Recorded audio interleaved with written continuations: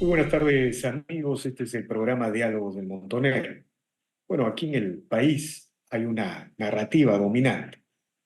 Cuando se ubica un problema nacional, una crisis sectorial o cualquier problema de la economía y la sociedad, normalmente se suele demonizar al sector privado.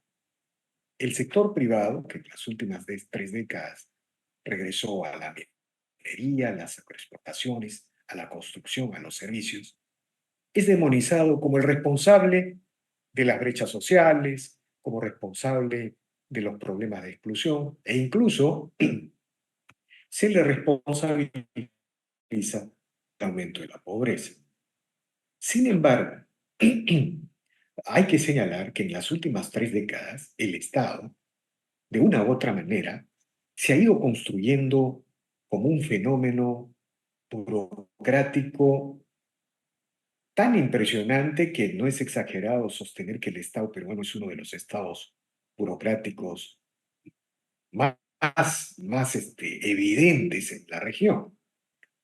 De otro lado, más allá de estas narrativas, lo cierto es que en estas últimas 3 décadas la economía se cuadriplicó, se redujo pobreza de 60 a 20% antes de la pandemia, y el Estado se llenó de recursos fiscales como nunca antes en la historia.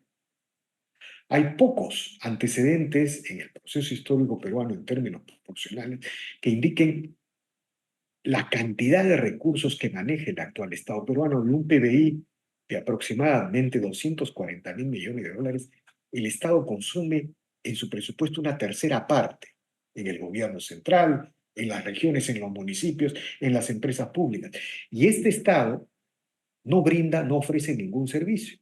Y por otro lado, como habíamos señalado, como estas narrativas contra el sector privado son las predominantes en la sociedad, cada día se construye una nueva sobreregulación o un nuevo procedimiento para controlar al sector privado, para ahogar la iniciativa ciudadana, y de esta manera el Estado es fuente de burocracia, bloquea inversiones, es fuente de informalidad porque la burocracia genera informalidad y es fuente de pobreza porque si se bloquea inversiones, hay más pobreza. Bueno, ¿qué hacer con este Estado?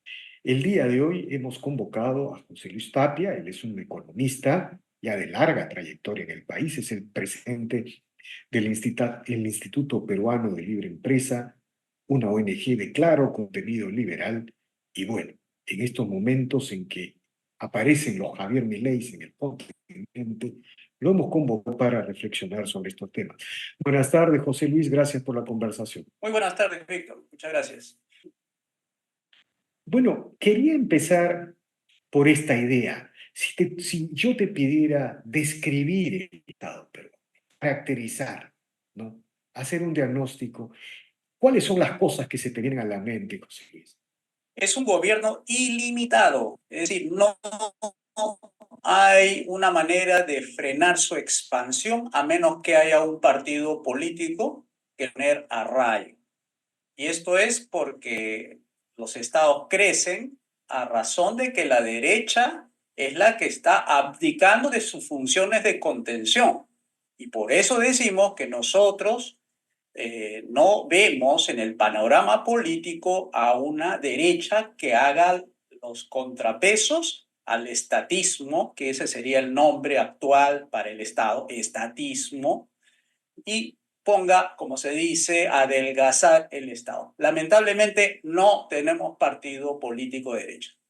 Bueno, digamos, pero entrando antes de ver la parte política, ¿no? Bueno, se suele decir que el Estado consume una tercera parte del PBI. El PBI es un PBI de un país de ingreso medio, más de 240.000 millones de dólares, ¿no? Pero consumir una tercera parte de ese PBI es enorme para una sociedad de ingreso medio, ¿no? Si yo, por ejemplo, en ese contexto te preguntara, el día de hoy hay 18 ministerios, si en un debate electoral o en un debate técnico te pregunta cuántos ministerios deben quedar de esos 18, ¿qué responderías? 5 ministerios. Interior, para que vea el tema policial, seguridad, que es lo que reclama la gente. Segundo, defensa, Fuerzas Armadas completas, relaciones exteriores, justicia y el que ve transporte, obras públicas, carreteras, caminos, represas, etcétera. Serían solamente 5, nada más. Bueno, y, pero ¿cómo quedan estos ministerios tan conocidos, tan simpáticos, como el Ministerio de la Mujer, el Ministerio de Cultura? Pero también hay el Ministerio del Ambiente, ¿no es cierto? Bueno, un sector del país te diría, santo Dios, estás abandonando la defensa de derechos, la preservación del medio ambiente, estás abandonando a las generaciones del futuro. ¿Qué diría? Nos- Nosotros lo que estamos proponiendo primero es la sustitución de algo que es estatal por algo que es privado, por tanto no va a haber ausencia de defensa de derechos, ni del ambiente, ni laboral, ni educativo, nada. Simplemente es un cambio de método. Si ahorita está en manos del Estado, no lo hace bien, hay que pasar al sector privado para que lo haga bien. Y eso implica un programa de reformas para fortalecer la economía de los peruanos a fin de que puedan pagar todos esos funciones que ahorita lo tiene el Estado, educación, salud, etcétera, lo puede pagar muy bien el sector privado, las personas, si se hacen las reformas económicas adecuadas para que le eleve sus ingresos. Ahora, pero digamos, por ejemplo, los temas de ambiente, ¿se convertirían en tu fórmula en una dirección de la PCM o en una de esas direcciones que existen pues, en un ministerio como tal o no? Digamos, también está los temas de cultura. Bueno, por ahí habrá una dirección, ¿no es cierto? Pero el día de hoy se han convertido en ministerios gigantescos, ¿no es cierto? ¿Cuál es tu comentario al respecto? Bien, lo que hay que proponer es la sustitución de la burocracia actual al sector privado, pero el gran defensor de los derechos individuales a la vida, a la libertad y la propiedad es el Poder Judicial, porque ya sabemos que ni el Ministerio del Ambiente ni el OSINFAT puede impedir la tala ilegal de los árboles en la selva. Y está probado que no lo va a hacer ni para el lago ni para el río, porque el río Rin es una vergüenza. Entonces, la defensa de los derechos a la vida de la mujer, cultura, ambiente, todo quedaría en manos de las personas accionando ante el Poder Judicial cuando se vean afectados en su derecho. No necesitas un burócrata, lo que necesitas es un juez que haga prevalecer tu derecho para defenderte contra cualquier contaminación a tu lago, a tu río o en su defecto, si es que tienes tú hectáreas de bosques, igualmente defenderlo con la ley y el uso de la fuerza, como debe ser un Estado que defienda a los ciudadanos. Y ese es el poder judicial. No necesitamos burocracia, lo que necesitamos es un buen poder judicial para que defienda los derechos de las personas. Ahora, lo que yo noto, José Luis, es que tu propuesta incluso tiene un radicalismo liberal más marcado que el de Milei. Por ejemplo, tú no hablas del ministerio del capital social, del capital humano, que proponía Milei. Milei proponía un ministerio que se encargara de la educación, de la salud y de la formación del capital humano. Eso no está en tu propuesta. No porque sencillamente la administración de la educación como de la salud es un total fracaso. ¿Para qué insistir en algo que no funciona cuando lo que buscamos son resultados distintos? Dice el dicho, ¿no? Ante resultados distintos tienes que hacer cosas distintas. Y lo que nosotros estamos proponiendo es que el sector privado sea el sustituto perfecto del Ministerio de Educación, asimismo de los hospitales, sea el sustituto perfecto del Ministerio de Educación, pasando al sector privado. Una de las propuestas novedosas, creo yo, es que los maestros, los directores de escuela, los directores de hospitales, los enfermeros, enfermeras, sean dueños de los activos que actualmente se encuentra en mano del Estado. O sea, no solamente es voucher, porque mi ley acentúa en el voucher y ahí se queda. Nosotros lo que estamos proponiendo es abrir los mercados a la libre competencia para la educación, para la salud y para las pensiones. Esas tres tienen que estar así diseñadas para que no sea solamente el voucher, porque el voucher para nosotros es un elemento que ayuda al más pobre del país en salud, educación y en pensiones. Entonces, el voucher es solamente un mecanismo administrativo para ayudar al más pobre mientras se realiza la transición de un capital, de ahorita de un socialismo a un capitalismo liberal, haciendo la competencia entre las clínicas privadas con los hospitales que ya no van a ser del Estado, sino de los directores de los hospitales, de enfermeras y ellos, al igual también que los directores de los colegios estatales que están actualmente, y pasarían al sector privado. Ellos serían los nuevos dueños y ellos contratarían a los gerentes, tanto de los hospitales como de los colegios, para que hagan valer la calidad, la atención al servicio y así tengamos mejor atención médica y mejor atención en servicios educativos. Ese es el diseño de lo que Milei no lo tiene porque él es libertario. En cambio, nuestra propuesta en el Instituto Libre Empresa es liberal clásico, que es diferente. Ahora, ¿no sientes que en tu propuesta hay mucha ideología? Porque si yo te preguntara, por ejemplo, en qué momento de la historia o en qué lugar o en qué país se materializó parte de tu propuesta? ¿Qué me dirías? Por ejemplo, en el caso de Singapur, no digo que sea 100% la atención médica privada, pero está entre un 80 y 90%, es copago. 90-80% es el privado y el resto es del Estado. Los hospitales, asimismo, es 100% gestionado por el sector privado. Entonces, lo que estamos diciendo es que estamos apuntando hacia un modelo cada vez más 100% privado y se va a notar como una gestión de ese tipo es mucho mejor y si no, vayan al Google, pregunten cuál es el sistema de salud el más eficiente y el mejor del mundo y va a salir Singapur en primer lugar. Igualmente la educación. Finlandia, cuando se le dio el primer puesto por ser el mejor país que administra su educación, igualmente todo era ceñido a los estándares de un colegio privado. ¿Qué mejor que hacerlo 100% privado? Y acabamos con el tema y podemos notar digamos, la gestión privada comparada a la estatal y vas a ver cómo hay grandes diferencias. O sea, esto ya no es ideológico, esto es datos que matan relato, ¿no? Ah, bueno, ok. Ahora, cuando tú hablas de los vouchers, ¿no? Y estás señalando que tu propuesta también tiene un contenido social, ¿cómo lo llamamos? Digamos, tu redistribución, tu, no sé si llamarlo redistribución de la riqueza, eso te va a sonar a... Pero en todo caso, tienes un gasto focalizado en los sectores más pobres. Es decir, hay una política social también.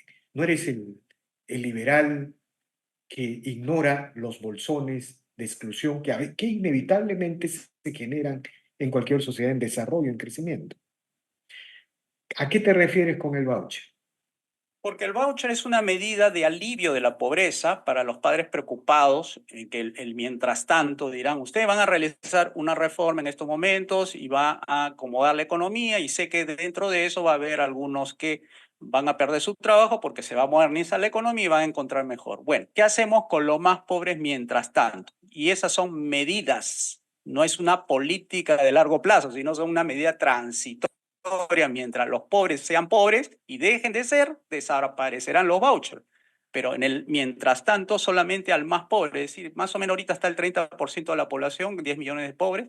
Igualmente en los matriculados, no todos los de los colegios estatales son pobres, algunos son pobres y otros no son pobres, y esos de los más pobres recibirán ese bono.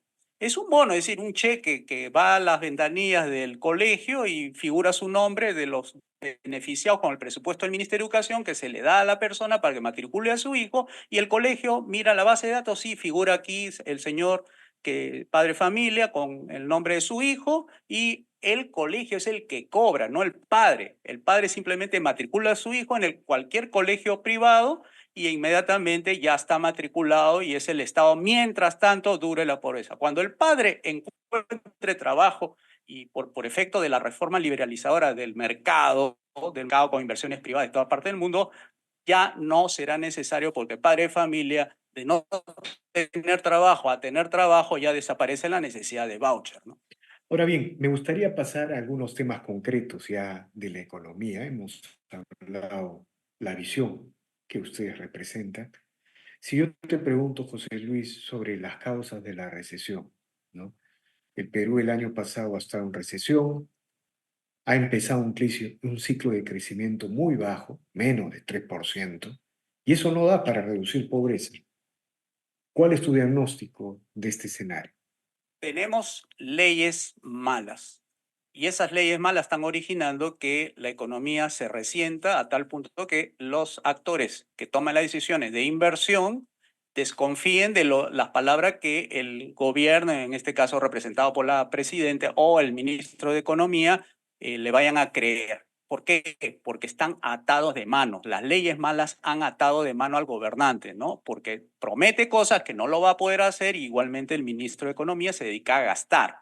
Y eso es porque las leyes que tenemos son tan malas que hasta el propio alcalde, presidente, ministro fracasan, permanentemente están en el fracaso. Y lo que hay que hacer es derogar todas las leyes malas que regulan la economía. Ojo, repito, que regulan la economía. No estoy diciendo las que sancionan los comportamientos antisociales, contra la inseguridad, todo. No, solamente las aquellas económicas para que los decisores de inversiones no dependan si lo que dice el ministro o la presidente vaya a ser suficiente como para que tomen una decisión de inversión. Ahí serán ya los incentivos propios del mercado que decidirán esto o aquello para tomar ya medidas dentro del ciclo, ¿no? Si estás en un ciclo recesivo, tiene que dejar de gastar. Si estás en un ciclo expansivo, empiezas a gastar más, o sea, a invertir, ¿no? En términos privados. Entonces, si tú tienes leyes malas, no le vas a creer al ministro, porque ya sabemos hasta dónde va. Los ministros solamente gastan, gastan, gastan presupuesto, pero no hacen nada por desregular, privatizar y abrir todos los mercados. ¿Por qué? Porque tiene leyes malas y eso es lo que ha hecho mi ley, mandar un ómnibus para desregular la economía, para abrir todos los mercados, incluyendo el mercado de capitales, el mercado laboral, el mercado de recursos naturales y el mercado empresarial. Pero hay que tener un partido fuerte para poder hacer eso, pues todas esas derogaciones se hacen desde el Congreso, ¿no? Ahora, cuando tú hablas de regular de la economía, estás hablando de terminar con este estado burocrático, ¿no es cierto? Con estas sobreregulaciones que han convertido al burócrata en una especie de semidios, ¿no? Aquí el burócrata tiene una discrecionalidad, hasta puede cerrar negocios interpretando resoluciones municipales, puede quebrar el ahorro de una familia de, de décadas. El ahorro generacional de una familia lo puede quebrar un burócrata. ¿Qué significa el Estado burocrático que se ha construido en este contexto desde tu punto de vista? Significa que está tratando de regular lo bueno y más bien desregula lo malo. Me voy a dejar entender de esta manera. Enfatizan en regular a los negocios, al comercio, la industria, la agricultura. Ahí están apuntados la burocracia estatal. O sea que cualquier persona que quiera poner un negocio le van a pedir una serie de requisitos que si pone un letrero de publicidad en la fachada de su casa o le dicen, no, usted no puede. O si hay un muro dentro del negocio, ese muro está mal puesto y Defensa Civil le dice, si no me tumbas este muro, no te doy el permiso y por tanto no le habilitan en la municipalidad y ese negocio va a ser informal. En cambio, lo que debería hacer el énfasis del gobierno es perseguir el crimen, regular más las conductas, regular el engaño, el fraude, regular lo que se llama la estafa. Eso es lo que hay que hacer. El gobierno tiene que enfatizar su regulación en quienes cometen delito, no a las personas que hacen el bien vendiendo, comprando, invirtiendo, exportando, comerciando, industrializando.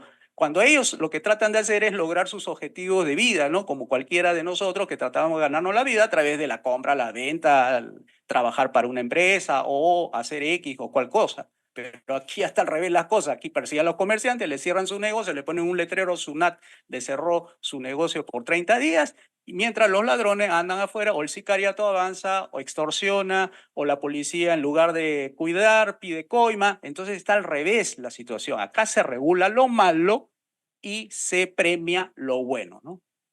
Ahora, lo paradójico o lo extraño es que tus ideas parecen muy distantes de las izquierdas, los centros y las derechas actuales del Perú. Cuando uno ve incluso a la centro derecha, uno digamos, la observa más bien dominada por los relatos, las fábulas de la izquierda, ¿no? ¿Qué reflexión te merece este distanciamiento de la actual clase política de tus propuestas? Toda la clase política, por lo menos la que yo observo, y el equipo también del instituto y del Movimiento 5 Reforma, el cual también yo presido, es que todos los partidos están de la centro hacia la izquierda. Sencillamente ves sus programas de gobierno. Dice, bueno, por ejemplo, la señora Keiko Fujimori prometía un ministerio más que era de pesquería, y el señor Pedro Castillo prometía más un ministerio que era de ciencia y tecnología. ¿En qué se parecen mucho? Pues por los dos son de izquierda, ¿no? Es decir, que lo que hace es para que el Estado pueda intervenir, regular, controlar, supervisar. Es reducir para que haya más espacio para que cualquier emprendedor pueda abrir su negocio y no haya problema. Entonces, los señores Fujimori y el señor Pedro Castillo en la campaña del 2021 eran prácticamente lo mismo porque ellos querían más Estado, más regulación, más fiscalización, más leyes, etcétera, cuando realmente han dejado el espacio vacío en la derecha, y en la derecha no hay nadie que desregule, privatice, abra los mercados, derogue leyes malas, etcétera, y eso es lo que se nota en eso, ¿no? O sea, no hay una oferta de derecha en estos momentos. Ahora, finalmente, el movimiento Cinco Reformas, ¿qué significa, José Luis? Muy rápidamente. Son 5 reformas: política, económica, educativa, salud y pensiones, que sirven para que la gente pueda elevar sus ingresos de manera espontánea y libre a través de la inversión privada a la productividad. En segundo lugar, sirve estas 5 reformas para disminuir el nivel de inseguridad y llevarlo a los niveles de seguridad tipo Japón, Canadá. Esas 5 reformas sirven para que la calidad educativa no sea una promesa que nunca se cumple, sino sea algo de verdad y que eso sea sostenible en el largo tiempo. Asimismo, los hospitales, que tampoco ofrecen nada bueno para los que sacan citas, puedan conseguirlo, y además, como compiten, hacen caer también los costos y los precios. Una cosa que quería como un detalle, digamos, adicional: estas 5 reformas, ¿sabe lo que promete? Y eso es algo cierto, es que en la propuesta de nosotros solamente hacemos la aplicación de un solo impuesto, de 36, uno. Y con eso uno te financias el estado de los 5 ministerios y haces caer los precios y los costos de la economía en 50%. Te digo datos nada más. Impuesto a la renta, 29.5%. IGB, 18%. En los impuestos que hay dentro de la planilla, que está el CTS, salud, todo, tú sumas y es más del 60%. Si eso lo vamos a eliminar y nos vamos a quedar con el IGB, es aproximadamente 50% conservadoramente hablando. Es decir, el tarro de leche, que ahorita está a 4 soles, bajaría a 2 soles. El kilo de azúcar, que está a 3 soles, bajaría un sol 50. El pago del recibo de luz, que está a 250 en un residencial, pagaría 175. El agua, que está en 100 soles, pagaría 50 soles. O sea, con estas 5 reformas, lo que promete es reducir los costos y los precios en 50% y elevaría los ingresos tipo Qatar hasta cerca de $120,000 al año, que son $10,000 mensuales. Eso se puede lograr abriendo los mercados, desregulando la economía y además privatizando las 109 empresas estatales que todavía quedan en estos momentos. Bueno, muchas gracias, José Luis. Bueno, tus críticos y cualquier observador diría, José Luis, está muy ideologizado, ¿no? Pero las ideologías cumplen un papel enorme en las sociedades abiertas. Siempre escuchamos las ideologías de la izquierda y nunca escuchamos las ideologías de la derecha. Este, y, digamos, hay que escucharte más, porque, bueno, eso es lo que ha pasado en Argentina, ¿no? Comenzaron a escuchar al otro lado, ¿no? Y de alguna manera ese país está luchando por encontrar una salida luego de este naufragio de décadas, ¿no? Pero en fin, José Luis, te agradezco infinitamente por tus declaraciones. Gracias. Encantado. Bien, amigos, esta ha sido una nueva edición de Diálogo de Montonero. Regresamos en la siguiente edición. Gracias.